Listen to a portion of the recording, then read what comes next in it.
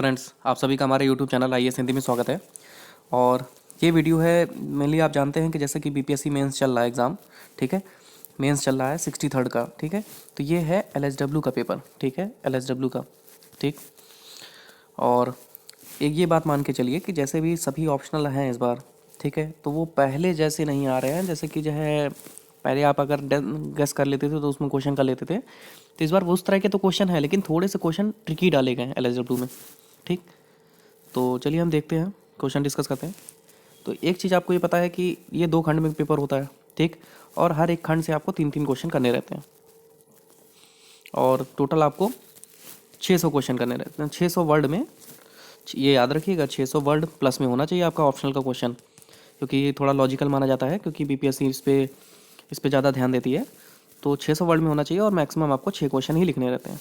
कितने में? 12 में से, ठीक है। देखिए, इसका पहला क्वेश्चन है कि श्रम विधान के सिद्धांत स्पष्ट कीजिए एवं भारतीय संविधान में श्रम संबंधी उपबंधों का वर्णन कीजिए। तो एक तरह से पहला सा प्री डिफाइंड क्वेश्चन है, थ्योरी बेस्ड क्वेश्चन है, सिद्धांत मतलब प्रिंसिपल टाइप क्वेश्चन है। तो आपके अगर आप सीरियस होकर पढ़े हैं तो आपके लिए ईजी है, ठीक। नेक्स्ट देखते हैं, एक तरह से प्री डिफाइंड क्वेश्चन था वो। क्वेश्चन नंबर सेकंड है, कारखाना की परिभाषा दीजिए एवं कारखाना अधिनियम 1948। तो इसमें कारखाना अधिनियम के बारे में डिस्कस करना है और कारखाना के बारे में, ठीक है। दो दो टाइप में ये ब्रेक कर दिया गया है कि अंतर्गत सुरक्षा तथा कल्याणकारी उपबंधों का वर्णन कीजिए, ठीक है। तो कल्याणकारी उपबंध मतलब क्या होते हैं कि इसमें आपको जितने भी एक्ट बनाए गए हैं, एक्ट के क्या भी प्रावधान है, जैसे जो श्रमिक वर्ग हैं, जो बच्चे हैं, जो उनके वेलफेयर के लिए मैक्सिमम जो भी कार्य किए जा रहे हैं, उन उपबंधों को और उनकी सुरक्षा के रिगार्डिंग क्या काम किया जा रहा है, सबका वर्णन करना था अच्छे से। करंट से जोड़ के आप इसको लिखते तो आपका आंसर और बेस्ट होता। नेक्स्ट देखिए, क्वेश्चन नंबर 3 देखिए, दुकान एवं प्रतिष्ठान की परिभाषा दीजिए तथा बिहार दुकान एवं प्रतिष्ठान अधिनियम 1953 के महत्वपूर्ण प्रावधानों पर चर्चा कीजिए। ये भी क्वेश्चन एक तरह से पहले से प्री डिफाइन था, ठीक। ये जितने एक्ट हैं उसमें एलएसडब्ल्यू में करवाए गए हैं, तो आपको भी इसके बारे में आइडिया होगा। नेक्स्ट देखिए, क्वेश्चन नंबर 4 देखते हैं।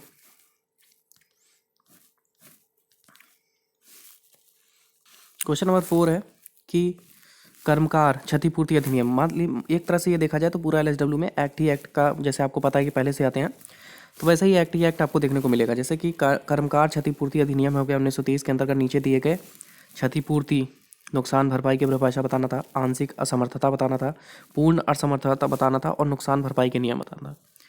तो ये भी तरह से आप एक तो इसको पढ़े हुए हैं, तो ये भी ज़्यादा टफ क्वेश्चन नहीं है। नेक्स्ट देखिए, क्वेश्चन नंबर 5 देखिए, अगर बिहार राज्य की विशेष संदर्भ देकर समान पारिश्रमिक अधिनियम 1976 के ऊपर आलोचनात्मक परीक्षण कीजिए, ठीक है। तो इसका क्रिटिकली एनालिसिस करना था, मतलब हर तरह से अच्छे से एनालिसिस करके इसका आंसर देना था, अब वो भी आलोचनात्मक, ठीक है।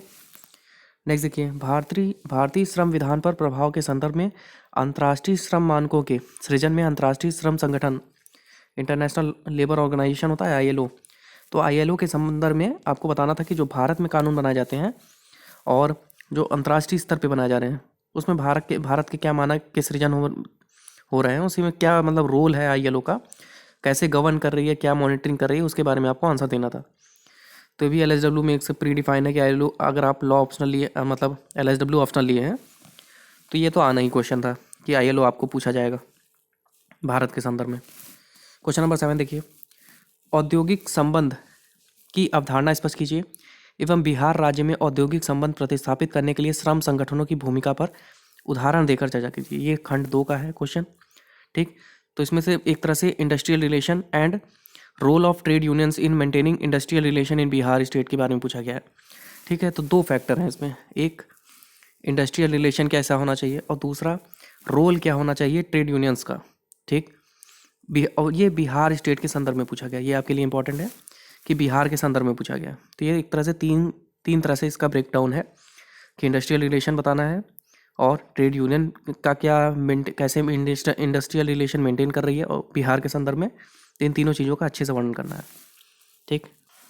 नेक्स्ट है क्वेश्चन नंबर 8 देखिए, discuss the role of labour code. अब लेबर कोड का भी आना क्वेश्चन स्वाभाविक था। Labour code, industrial code and national tribunals under the industrial dispute act 1947। तो अगर आप LSW में डिस्प्यूट्स का ये टॉपिक अच्छे से पढ़े होंगे, तो इसमें आपको नेशनल ट्रिब्यूनल्स, लेबर कोर्ट और इंडस्ट्रियल कोर्ट सभी के बारे में एक तरह से बताना था क्या क्या रोल होता है उनका, और इंडस्ट्रियल डिस्प्यूट एक्ट 1947 को अच्छे से एक्सप्लेन करना था। तो एक तरह से आप देख रहे हैं कि मैक्सिमम इसमें LSW में एक्ट ही एक्ट के क्वेश्चन पूछे गए हैं, ठीक, जो पहले से स्वाभाविक है, पहले भी ऐसे ही आते थे क्वेश्चन। नेक्स्ट देखिए, राइट है, भारतीय श्रम संघ के इतिहास एवं प्रकार पर सविस्तार टिप्पणी कीजिए। तो एक तरह से ट्रेडिशनल क्वेश्चन है, ठीक, आप इजीली कर लिए होंगे। क्वेश्चन नंबर 10 देखिए, बेरोजगारी की परिभाषा दीजिए एवं उसके कारण स्पष्ट कीजिए। बिहार राज्य की बेरोजगारी दूर करने के उपाय सुझाइए। एकदम इजी क्वेश्चन है, आप इसे कर सकते हैं। नेक्स्ट देखिए, अगर आपने अच्छी से तैयारी की है तो ये सब आप 6 से 6 क्वेश्चन एकदम इजीली कर सकते हैं, कोई भी क्वेश्चन आपका छूटेगा नहीं। लेकिन ये है कि बहुत ही डिस्क्रिप्टिव क्वेश्चन है, ये बहुत ही ज़्यादा लिखना पड़ेगा आपको, वो तो ऑप्शनल में लिखना ही पड़ेगा। देखिए, महिला समस्या पर चर्चा कीजिए एवं भारत में महिला कल्याणकारी कार्यक्रमों का वर्णन कीजिए। इजीली आप कर सकते हैं। क्वेश्चन नंबर 12 देखिए, बिहार राज्य में वेश्यावृत्ति की प्रकृति, व्याप्ति एवं कारणों पर चर्चा कीजिए। नेचर बताना है, स्कोप बताना है एंड कॉज बताना है, ठीक। किसका बताना है? प्रोस्टिट्यूशन का, ठीक। तो ये भी आप एक तरह से अगर आपने अच्छे से इस डिटेल स्टडी की है तो करंट से जोड़ के इसको अच्छे से आप लिख सकते हैं। और पेपर जो है ज़्यादा टफ तो नहीं है, लेकिन बहुत ही लेंदी पेपर है, ठीक है। क्वेश्चन बहुत ही लेंदी है, तो इसके लिए आपको वर्क करना पड़ेगा। लिखने की हैबिट अगर नहीं है तो 64th मेंस में आपको दिक्कत होगी। चलिए, thank you friends, keep watching and keep sharing.